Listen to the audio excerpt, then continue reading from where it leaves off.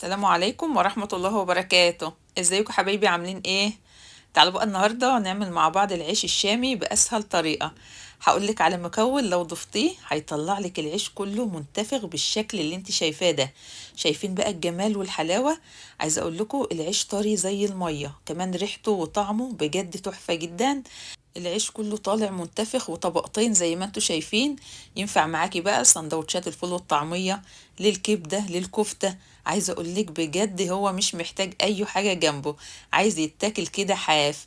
كل الكمية دي عملناها من كيلو واحد بس من الدقيق، كمان هنعمله بدون فرن.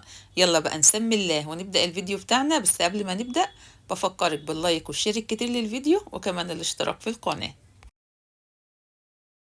هنقول بسم الله الرحمن الرحيم. واول حاجه معايا كيلو من الدقيق اللي انا مستخدماه دقيق متعدد الاستخدامات. نخلته الاول، ضفت عليه معلقه صغيره من الملح ومعلقه كبيره من السكر.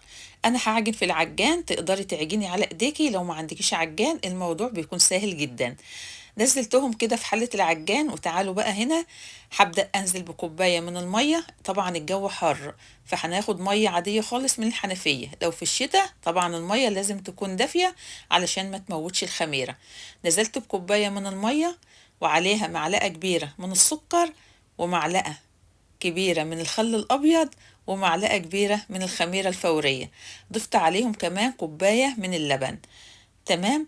هبدأ بقى أنزل بيهم كده على الدقيق، وهشغل العجان على رقم واحد كده في الأول لحد الدقيق كله كده ما يختلط.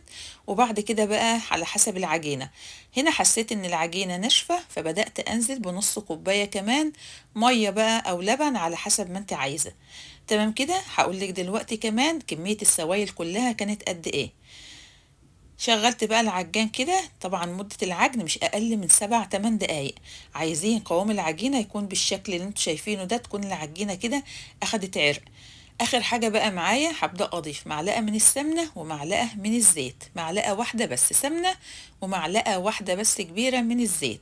وهرجع أشغل العجان تاني لمدة دقيقة. هنا هتحسوا ان العجينة بدأت تقطع كده وتفتح من بعضها، لكن بترجع تلم بعضها تاني كده وبتنعم وبتبقى تحفة جدا. معلقة السمنة بتطري للعيش، ومعلقة الزيت بتخلي فيه لمعة حلوة كده، ما بتخلوش مطفي أبدا. هنا كده العجينة بتاعتي بعد ما عجنتها هبدأ أسيبها بقى كده في حلة العجان، وهغطيها بغطا وكمان كده فوطة أو فوطين. سبتها على رخامة المطبخ لمدة يعني من ساعة إلا ربع لساعة. بلاش نسيب العجين أكتر من كده، عشان ريحة الخميرة لو ظهرت العجينة بتفسد.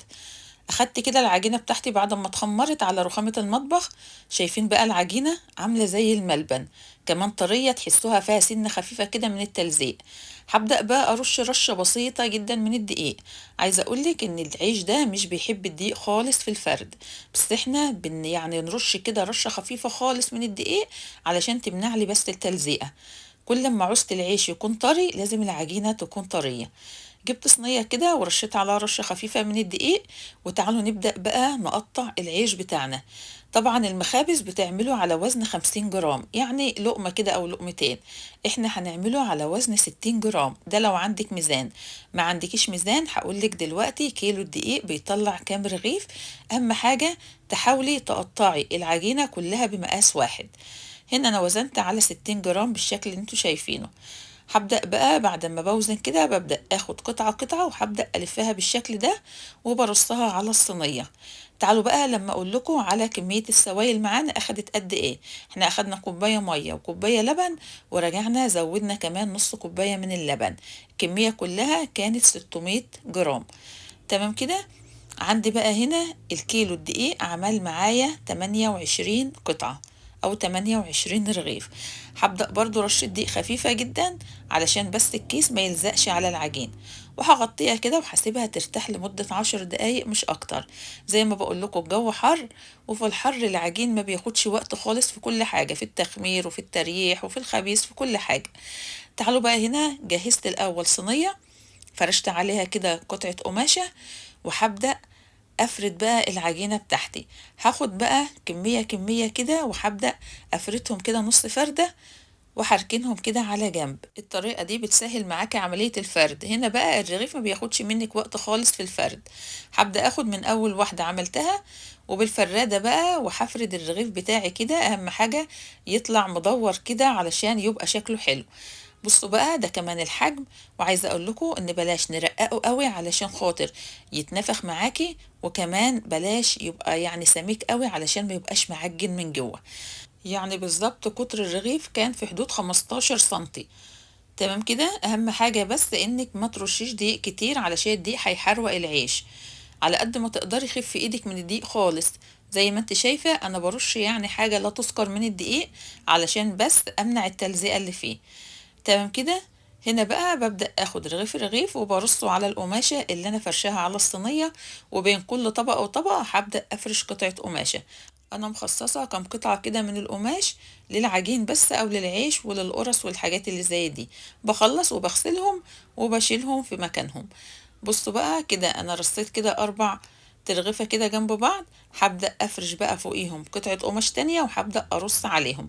ولو تلاحظوا ان انا ما حطيتش العيش على الصينية الالومنيوم على طول، لازم نفرش الاول قطعة قماش بالشكل ده. لو حطيتها على الصينية هيبدأ يلزق، ولما تيجي تشيل الرغيف مش هتعرفي اصلا تطلعيه من على الصينية.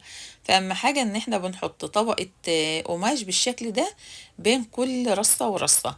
طبعا تقدري بقى ترصيهم على صينيتين على 3 على حسب ما انت عايزة. بس اهم حاجة بين كل طبقة وطبقة من العجين بنفرش قطعة من القماش. انا هنا كده كنت خلصت، جهزت كده صينية وبدأت اجهز فوطين. فوطة فرشتها على الصينية وفوطة هغطي بيها العيش. تمام كده. تعالوا بقى هنا نبدأ ناخد كده الرغيف بالراحة جدا. بشيل الرغيف بالراحة زي ما شفتوا علشان خاطر اي حركة في الرغيف هتخسريه الخمر اللي موجود فيه. طبعا انا سبت العجين كمان 10 دقايق بس كده بعد ما شكلته. 10 دقايق بس مش اكتر. هنا بقى ولحت على طاسة وخليت النار متوسطة. ببدأ كده أشيل الرغيف بالراحة زي ما شفتوا وبحطه في الطاسة. طبعا أول رغيف دايما بياخد وقت شوية، هياخد له في حدود نص دقيقة. لكن بعد كده اللهم بارك مش بياخد معاكي 10 ثواني بالظبط. على كل جنب كده يدوب ثانيتين بيبدأ بقى يتنفخ معاكي بالشكل ده. أول ما بحط الرغيف ببدأ احس بس انه اتشمع بروح قلباه على الجنب التاني. الجنب التاني بيتشمع برجع اقلبه تاني. بس كده يعني قلبتين على كل وش بيتنفخ معاكي بالشكل الجميل ده. بصوا بقى الجمال، شكله تحفة. جميل يا جماعة بجد. جربوا الطريقة دي بجد مش بياخد منك وقت خالص. عايزة بقى تخلصي بقى بسرعة، هتبدأي تحطي طاستين كده على النار وتشغلي الطاستين. ما بياخدش منك وقت خالص. لو حاسة كمان ان الكمية كده كتيرة عليكي تقدري تعملي نص كيلو بس من الدقيق. وتعالوا بقى لما اقول لكم على المعلقة السحرية اللي بجد بتخلي العيش ينتفخ كله معاكي بالشكل الجميل ده. المعلقة دي يا جماعة هي معلقة الخل الأبيض اللي احنا ضفناها مع الخميرة. أولا بتسرع من عملية التخمير. ثانيا بتخلي العيش خفيف وهش جدا وبتخليه ينتفخ كده زي ما انتوا شايفين. ثالثا بقى بتكون بديل لمحسن الخبز اللي بيستخدموه في المخابز. جربوا بقى وبجد هتدعولي. بصوا بقى ببدأ برضو كده اخد رغيف رغيف، وزي ما قلت لكم اهم حاجة تشيلي الرغيف وتتعاملي معاه بالراحة جدا. اي حركة في الرغيف قبل ما تحطيه في الطاسة هيفقد الخمر اللي فيه ومش هينتفخ معاكي. طبعا لو حسيت ان الرغيف مش بينتفخ ببدأ بس كده بالسباتيولا، ويعني ضغطة بسيطة جدا علشان لو ضغطت جامد هتلزقي الطبقتين في بعض.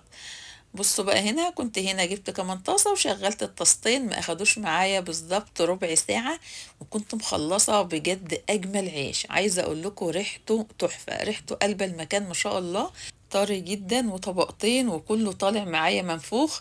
اهم حاجة ان اول لما تشيل الرغيف من على الطاسة بتبدأي ترصيه كده على الصينية اللي فرشين عليها فوطة، وكمان بنبدأ نغطيه بفوطة عشان يتنه طري. هيطلع معاكي بقى بالشكل القمر ده. بجد يا جماعة طعمه تحفة جدا، وزي ما انتوا شايفين مش محتاج وصف.